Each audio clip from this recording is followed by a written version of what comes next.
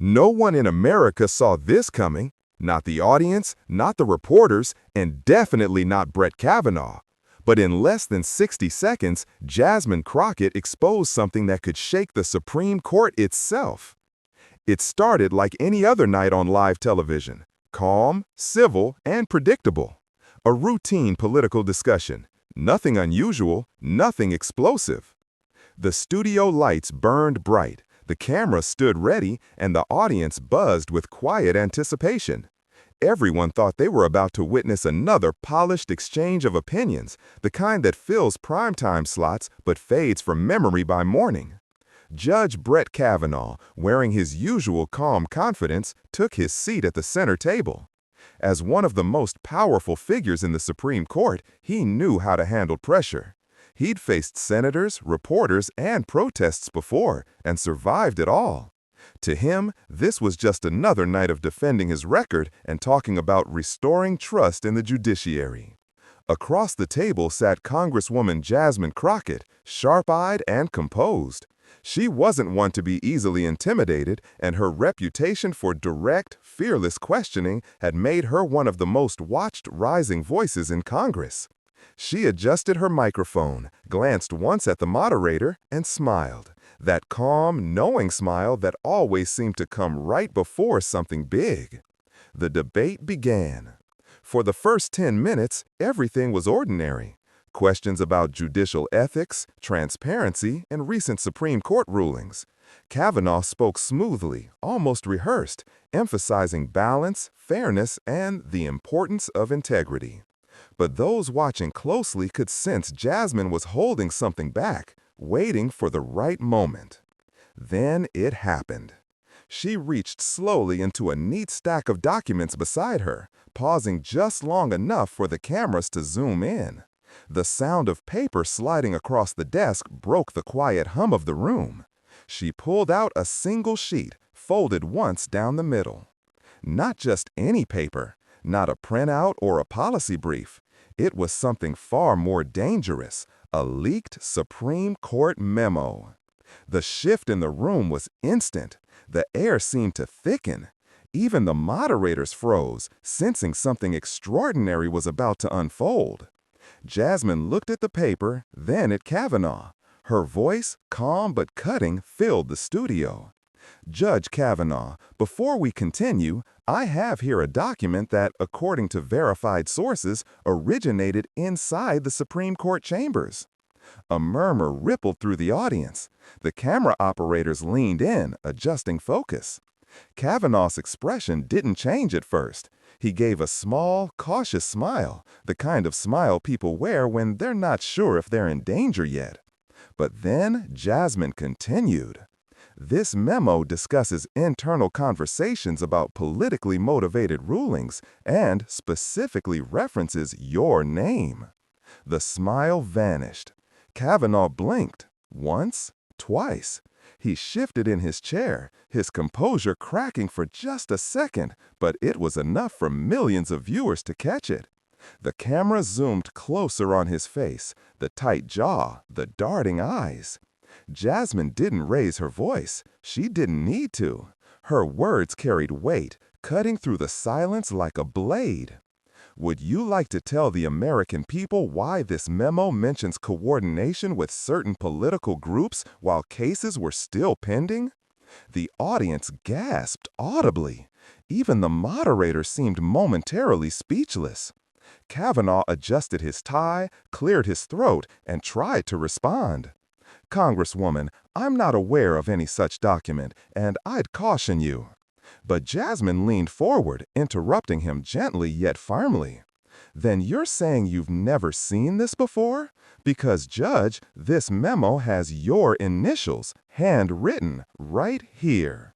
She held it up. The camera caught a perfect close-up. 2 letters, B.K. The reaction was electric.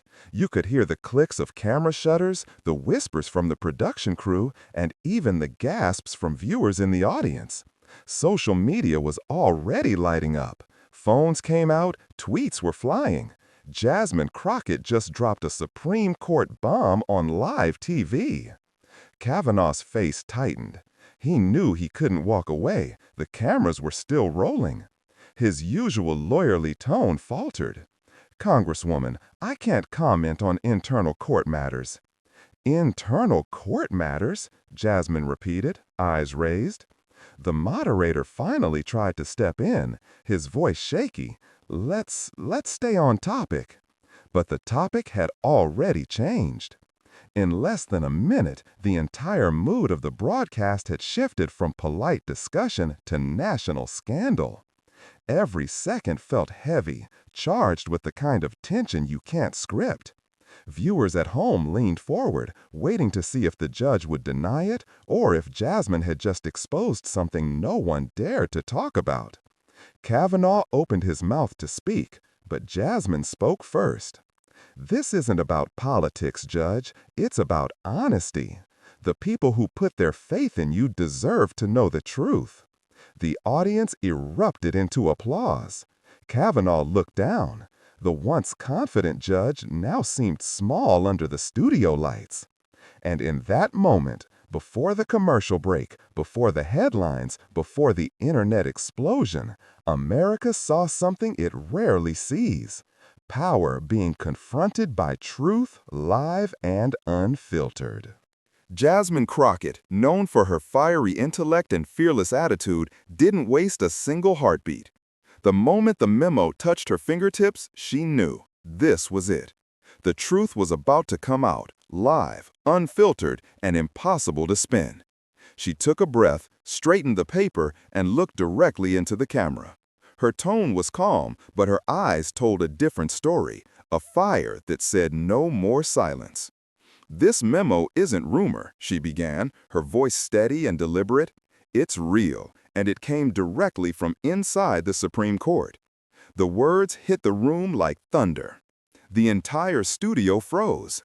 The hum of machines, the shuffle of papers, even the soft buzz of lights, it all seemed to vanish. Every eye turned toward Jasmine and then toward Kavanaugh. Behind the cameras, producers exchanged quick, nervous glances.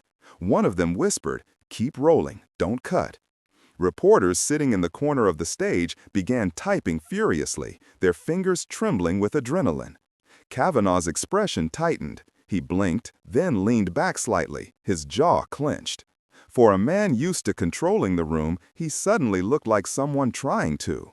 Jasmine held the memo with both hands, her composure unshaken. She began to read, slowly, carefully, each word like a hammer striking an anvil. "This document," she said, "contains internal discussions between certain justices regarding pending political cases. It details coordination with outside interests, something that directly violates the principle of judicial neutrality." The words echoed. People in the audience exchanged stunned looks. This wasn't just politics anymore. It was something far bigger. Even those who didn't fully understand the legal details could feel the gravity. The tone in Jasmine's voice, the cold stiffness in Kavanaugh's posture, it was history in motion. "Congresswoman," Kavanaugh finally interrupted, trying to regain control, "that's not an official document." His voice carried authority, but not calmness. It was the voice of someone who'd been caught off guard. Jasmine didn't even glance his way. She raised her voice slightly, not shouting, but commanding, a tone that made even the moderator stay silent. "Then tell America right now, under oath," she said clearly, "that you've never seen this memo before." That single line, that challenge, changed everything. The room erupted. Gasps rippled through the audience. Some people covered their mouths, others pulled out their phones, instinctively recording, tweeting, posting. In the control room, the director whispered, "We're trending already." The hashtag Supreme Shock flashed across social media within minutes. Then came hashtag Crockett exposes Kavanaugh. Within 10 minutes, it was the #1 topic on Twitter. No PR team in the world could stop it now. Back in the studio, the tension was suffocating. Kavanaugh leaned forward, gripping the table. "Congresswoman, you are dangerously close to spreading misinformation." Jasmine cut him off sharply, but with complete composure. Dangerous is when the people's trust is broken by the very institution meant to protect it. Applause erupted from parts of the audience, a raw, spontaneous reaction that even the network hadn't anticipated. The moderator tried to speak, but his words were drowned out by the energy in the room. Kavanaugh tried again to defend himself, but each sentence stumbled. He looked down at his notes, his hand visibly shaking. The camera caught it. Millions saw it. Online, clips of that single exchange were already being replayed, dissected, and shared. Commentators were reacting live. Did she just expose a sitting Supreme Court justice on national TV? What memo is this? How did she get it? Is this the biggest political leak in years? For Jasmine, it wasn't about going viral. It was about accountability. You could see it in her face. She wasn't celebrating. She wasn't smiling. She was focused, determined. She lowered the paper, placed it gently on the desk, and spoke again, this time slowly, almost softly. The people watching tonight, they deserve honesty. No spin, no politics, just the truth. Her words landed heavy. The audience, once noisy, went completely silent again. Even Kavanaugh seemed unsure whether to respond or to stay quiet, because he knew any word he said now would follow him forever. In that silence, Jasmine looked down at the memo one last time, then back up at him. "If this is false," she said, "prove it, right here, right now." But he didn't. He simply looked at her. The judge, the congresswoman, the paper between them, a symbol of power colliding with truth. Outside the studio, news stations had already cut their regular programming. Every major outlet replayed the clip in real time. Screens in bars, airports, even Times Square began broadcasting the moment, the confrontation that no one could look away from. And while some questioned the legality of her reveal, others called it a turning point. A rare moment when someone finally spoke truth to power, live and unfiltered for the whole world to see. Within an hour, the internet caught fire. Clips of the confrontation flooded every social media platform: YouTube, TikTok, Twitter, Facebook, even Instagram Reels. Each one had the same freeze frame: Jasmine Crockett holding up the memo, Brett Kavanaugh staring in stunned silence. The caption beneath read in bold letters, "Live on air, Jasmine cannonballs Supreme secrets." Millions clicked, then tens of millions. In living rooms, dorms, cafes, and airports, people watched the 30-second clip with wide eyes and dropped jaws. Comment sections filled with disbelief. "No way she actually said that on TV. That memo looks too real to be fake. Kavanaugh didn't even deny it." Within minutes, hashtags exploded across the digital world.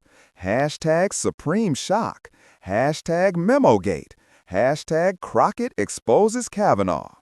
Each one pulsed with new posts every second, reactions, remixes, edits, slow-motion breakdowns. Influencers went live, news anchors scrambled for updates, and analysts began pulling up Jasmine's clip frame by frame like it was evidence in a national trial. By the end of the hour, the moment had hit every major news cycle. CNN, Fox News, MSNBC, and even late-night talk shows replayed it with heated commentary. One host shouted, "This is unprecedented," while another said, "A sitting justice and a congresswoman, this is history." People weren't just watching, they were choosing sides. Some called it the most fearless political moment of the year, praising Jasmine Crockett as a woman who refused to bow to power. They said she'd done what no one else dared to do: speak truth to one of the most untouchable figures in the country. Memes crowned her the People's Congresswoman. Supporters compared her to historical truth-tellers, saying she was lighting a torch for transparency. But not everyone agreed. Critics flooded the airwaves, accusing her of crossing ethical lines and jeopardizing the credibility of Congress. Political pundits said she weaponized information, while others warned if she can expose a justice, what's next? Still, one fact couldn't be ignored. America was talking. Even people who rarely discussed politics were suddenly arguing in comment threads and group chats. Barbershops, classrooms, and offices buzzed with debate. Some called it bravery, others called it chaos, but no one could look away. Meanwhile, behind the scenes, news outlets scrambled to verify the memo. Investigative journalists dug through networks of legal contacts, phone calls, encrypted messages, anonymous leaks. It all happened in real time. By midnight, a few credible insiders confirmed that similar drafts had circulated privately among legal clerks in recent months. They couldn't confirm if Jasmine's version was identical, but they admitted something like that definitely existed. That was enough to send shockwaves through Washington. The next morning, reporters swarmed the Supreme Court's marble steps. Cameras rolled as questions flew at every official who passed by. Is there an internal leak? Did Kavanaugh know about the memo? Are political groups influencing court decisions? No one had answers. No one wanted to speak on record. Then, at exactly 9:17 a.m., Kavanaugh's office released a short statement. It read, "The document presented on live television is a fabrication designed to mislead the public and damage the integrity of the Supreme Court. Any suggestion of impropriety is false." The statement was meant to cool things down, but it did the opposite. Screenshots of the memo circulated side by side with the official denial, and people began comparing signatures, formatting, and language. Online investigators, amateur detectives with Reddit threads and magnifying tools claimed they'd spotted authentic Supreme Court seal marks faintly visible in the top corner. Within hours, #Kavanaugh memo proof was trending. Even former judges and law professors joined the chaos. Panel discussions erupted on live TV, shouting matches of principle versus procedure. One retired justice called it the gravest crisis of judicial trust in decades. Another said Crockett may have violated norms, but maybe norms need breaking. The White House was pulled into the storm. A spokesperson said they were monitoring the situation closely. That single phrase only fueled speculation that something truly serious was brewing behind closed doors. Meanwhile, Jasmine Crockett herself stayed calm and quiet. No interviews, no tweets. Her silence only made the story grow bigger. Everyone wanted to know, was she protecting her source, or was she preparing for something even larger? Cable news ran dramatic countdowns to her next scheduled appearance. Will she speak again? The banners flashed in red. Every hour, commentators replayed the viral moment like a scene from a political thriller, breaking it down second by second. The verdict from the public was split, but the attention was absolute. Some saw a hero, others saw a rule breaker. But all agreed on one thing: Jasmine Crockett had done something no one would forget. In just a few hours, one memo, one question, and one fearless voice had shaken the image of the Supreme Court and ignited a firestorm across America. And as one commentator put it best that night, "We don't know if the memo is real, but the reaction definitely is. This isn't politics anymore. This is history." While headlines exploded across every network, Jasmine Crockett remained perfectly composed.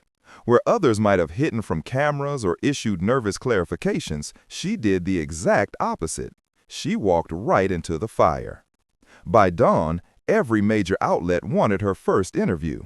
Producers called her team nonstop. News vans lined the street outside her D.C. office. And when she finally appeared on the morning shows, she didn't come in swinging or defensive. She came in calm, the kind of calm that only comes from conviction. Dressed in a simple navy suit, she looked straight into the camera and said in a firm, even voice, "The American people deserve the truth. If something this serious is happening inside the Supreme Court, we can't just look away." No dramatics, no spin, just words that cut cleanly through the noise. Across the country, millions of viewers watched her, coffee cups frozen halfway to their lips. After a night of chaos online, people expected her to backtrack or apologize. Instead, she doubled down, not with anger, but with precision. "My job," she said, "is to hold power accountable. That includes the most powerful court in the world." That line replayed on every network for the next 12 hours. Commentators called it the statement of the week. Supporters flooded social media with messages of gratitude. They called her a truth teller, a warrior for transparency, the woman who dared to say what others only whispered. In cities from Atlanta to Seattle, small rallies began to form, people holding up signs that read, "Truth has no rank," and "Crockett spoke for us." Late-night hosts praised her courage, podcasts dissected her poise. Even her critics admitted one thing: she never flinched. Of course, not everyone was cheering. Her opponents launched a coordinated pushback, calling her act reckless political theater. One senator tweeted that she had crossed a constitutional line. Another accused her of seeking fame. But here's the irony. Even they couldn't deny how composed she was. Every replay of the footage showed the same thing: no shouting, no grandstanding, no emotional outburst. Just controlled power. Even legal analysts who disagreed with her methods admitted she owned the room. Dr. Elaine Porter, a respected law professor, told CNN that night, "You can't fake that kind of composure under pressure." Whether you agree with her or not, Jasmine Crockett made history with grace. Clips of that comment went viral too. Meanwhile, inside the Supreme Court's marble halls, the mood was far from calm. Security was tightened, phones were checked. Every clerk, aide, and assistant suddenly found themselves under quiet scrutiny. Whispers of an internal investigation began to leak to the press. And Brett Kavanaugh? He disappeared from view. His team had scheduled 2 major media appearances for that week. Both were quietly canceled. Officially, his office cited scheduling conflicts. Unofficially, insiders said he was furious, pacing behind closed doors, demanding to know who had let the memo slip. For someone who'd always projected unshakable confidence, it was the first visible crack in his armor. The once untouchable justice now looked like a man on the defensive. Reporters staked out the Supreme Court side entrances hoping for a glimpse. Every time a car with tinted windows passed, cameras flashed. The words, "Where is Kavanaugh?" dominated headlines for 3 straight days. Even conservative talk shows, normally his stronghold, began asking difficult questions. Hosts debated whether his silence made him look guilty or just cautious. One analyst put it bluntly, "If you have nothing to hide, you speak up. Right now, he's hiding." Back in Congress, Crockett moved on with her usual schedule: committee meetings, policy briefings, public appearances. When reporters shouted questions at her in the hallways, she answered politely but briefly. She didn't seem to be basking in attention. She seemed focused. Colleagues who met her privately later said she appeared serene. One aide described it best. She wasn't celebrating. She just said, "Truth speaks for itself." Then she went back to work. That calmness baffled her opponents and inspired her supporters. Online, hashtags shifted from outrage to admiration. Hashtag #CrockettCalm began trending, filled with clips comparing her unshaken tone to the flustered faces of those who tried to challenge her. Political analysts began writing op-eds about her strategy.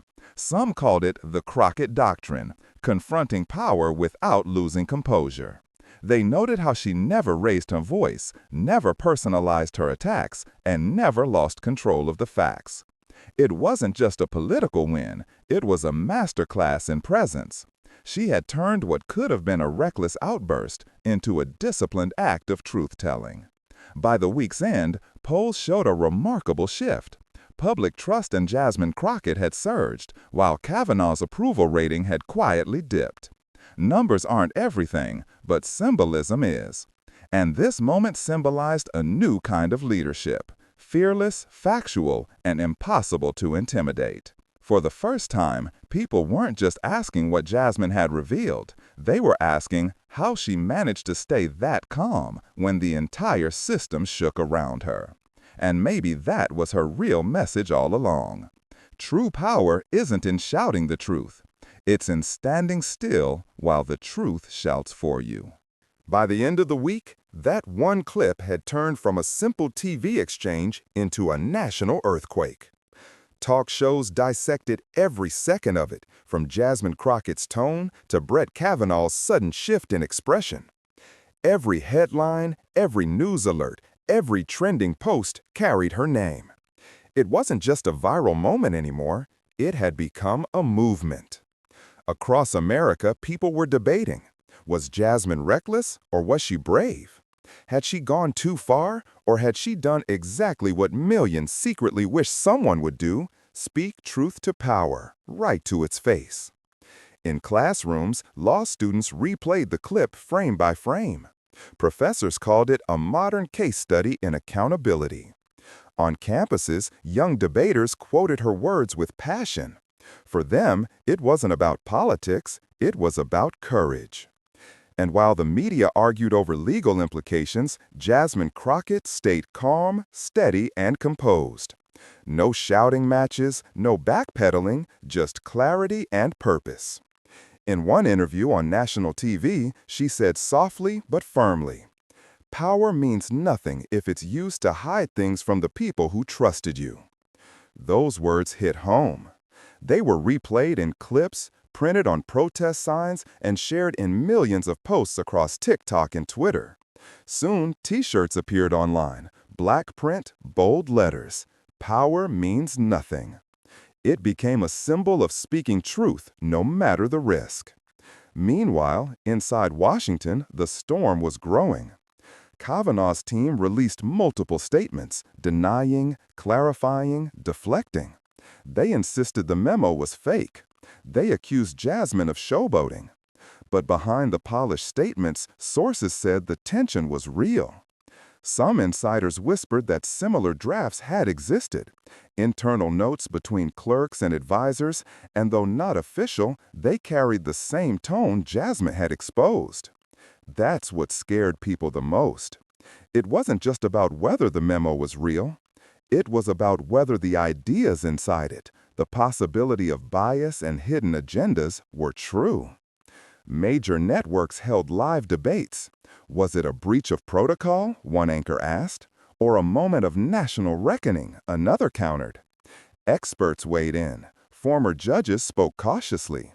One retired justice said, "If what she read even partially reflects the truth, then we have a serious problem with judicial integrity." The discussion spread like wildfire in churches, schools, workplaces, and dinner tables. For the first time in years, people were openly questioning the neutrality of the Supreme Court. And Jasmine? She didn't seem to flinch. When asked if she feared backlash or consequences, she simply replied, "If telling the truth shakes the system, then maybe the system needs to be shaken." That one line went viral all over again. Even her critics couldn't deny it. Jasmine Crockett had changed the conversation.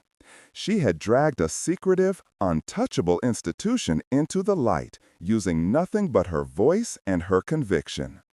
As the days passed, something unexpected happened. Public confidence in the Supreme Court began to slide, while Jasmine's national recognition skyrocketed. Polls showed a surge of support from younger voters, independents, and even some conservatives who admired her courage. Editorials began calling it the Crockett effect, a shift in how Americans viewed accountability in government. And Brett Kavanaugh? He went silent. He canceled appearances, avoided interviews, and disappeared from the spotlight. For someone once seen as untouchable, the silence spoke volumes. Weeks later, during a quiet segment on a political commentary show, a journalist summed it up perfectly. This wasn't just a political clash, it was a generational one. Jasmine Crockett represents the new wave, bold, transparent, and unafraid to make power uncomfortable. Across the nation, those words echoed. For many, Jasmine's act wasn't just about a memo. It was about a message. That truth still matters, that transparency still matters, and that even in a world full of scripted answers and political spin, a single act of courage can still cut through the noise. Whether the memo was authentic, partial, or entirely fabricated, one thing was certain. It forced America to look directly at its institutions and ask the hard questions. It forced people to wonder, if justice is truly blind, why did it flinch? And as the clip continued to spread, hitting 100 million views across platforms, one commentator said something that captured the whole moment in a single line. Sometimes it only takes one voice to turn silence into history. That night, America realized something powerful. Truth doesn't need permission to be heard.